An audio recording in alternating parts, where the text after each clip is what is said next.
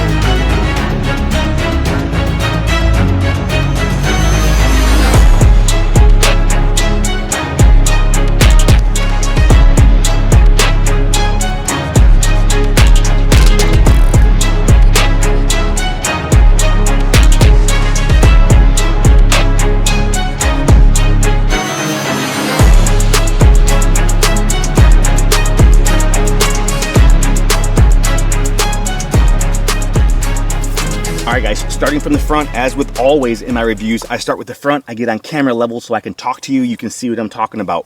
These tires, you'll notice these tires are giant. They're 26 inches tall by 4 inches wide. These are going to get you over obstacles and trails, kind of like the one I'm filming on today, very easily.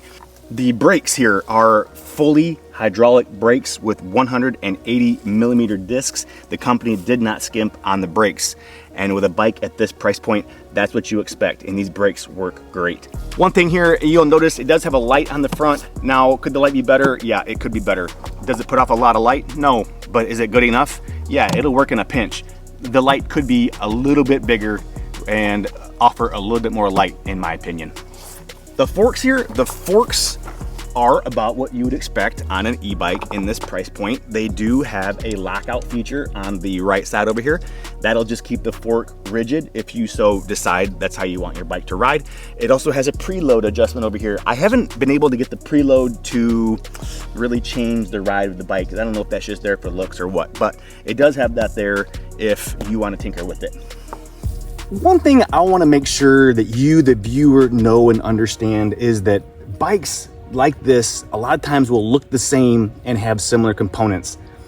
When a manufacturer decides to put a quality battery in their bike, like this company did, that's going to raise the price of the bike. This bike has a very nice battery as opposed to some other companies who might just use a generic cell from China.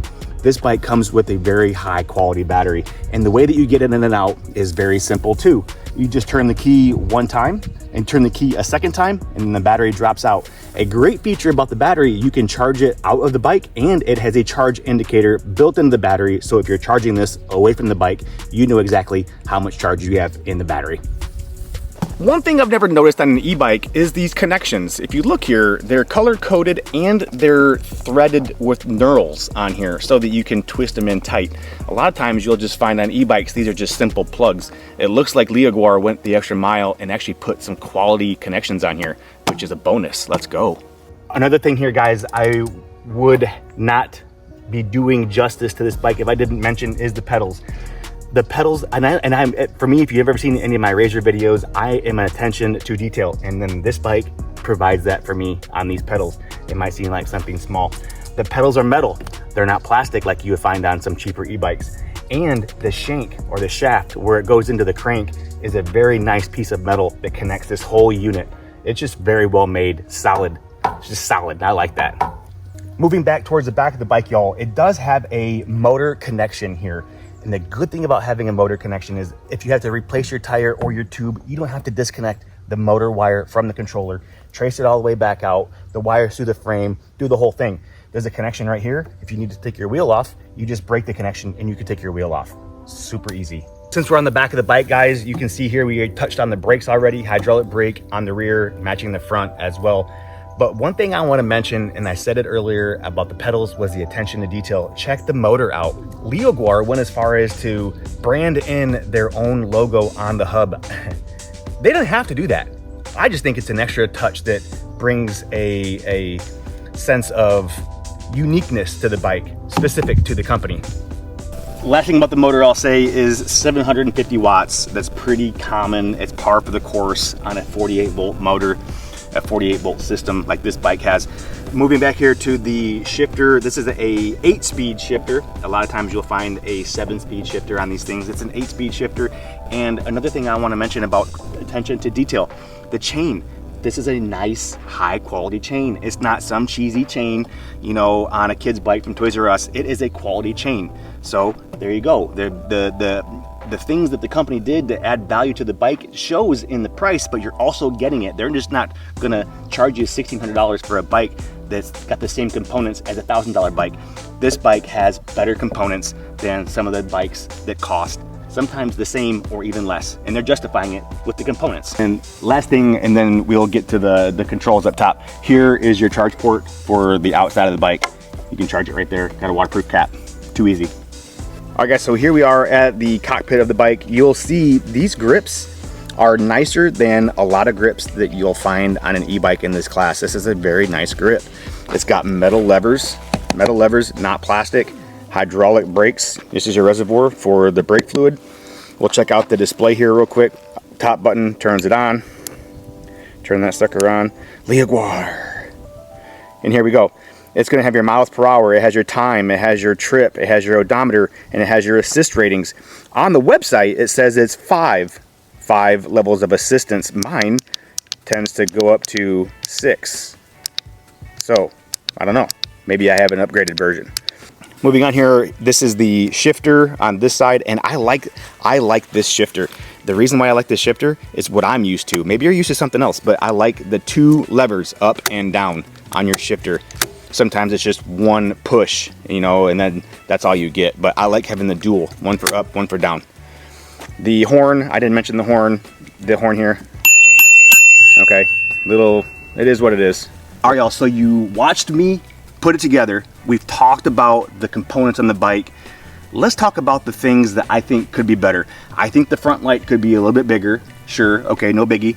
The rear, it doesn't have a rear light. It has a reflector. It could use a rear light. That'd be cool. And the last thing is that it comes with a Class 2 e-bike. So you only get a 20-mile-an-hour top speed with throttle. There is one thing I'm going to mention to you. If you buy this bike, you can go onto the website and send them an email, and they will send you an unlock code that will unlock it to a Class 3, which will enable this bike to go 28 miles an hour. So not a deal breaker, just an extra step. The likes on this bike far exceed the don't likes. I love the style of the bike. Check out the website. I love their color combinations. Nobody else in this scene is doing it the way that they're doing it with the color. I love the matching wheels with the black spokes. The powder coat finish on this bike is super, super nice. I dig it. I love the style. I love the battery and how the battery comes out. I love that they chose to bite the bullet, if you will, and put a good quality battery in here as opposed to something that maybe isn't as good and using more of a generic cell type battery. Good. I like that. Worth the expense. It just shows that they went the extra mile to stand out from a sea of other electric bike companies that are hitting the market right now. They did a great job on this bike, I'll say that. Anyway, enough blabbing. Let's get on the road and let's get some final thoughts. I'm on a trail right now, as I was just recording on, but this is the kind of terrain that I think this bike might be best for, is this light type of trail right here. I got it in mode 1, and I don't think this bike will have any problem with a gravel trail like this. We're gonna get out on the street too. One thing I'll say about this bike is it rides just like a mountain bike, because it's basically a mountain bike with a hub motor on it. It just rides really nice on terrain like this with these big tires. There's a lot of air in those tires. Those tires provide a lot of cushion. Let me stop real quick. We're in the sun. The display is visible in the direct sunlight, which is perfect. I've had and reviewed e-bikes where this where the display is incredible at night or in the shade, but the second the sun hits it, you can't read nothing, which in my opinion is kind of pointless. It's worth mentioning this bike weighs about 70 pounds, but when you're on it with its power, it doesn't feel like it weighs 70 pounds. To pick it up, it's heavy, it weighs 70 pounds, but to ride it, it rides, like I said earlier, just like a mountain bike. You can't even tell how much it weighs. Y'all, if you want to do some cool stuff with your bike, impress your bros, just unplug these little connections, and here you go.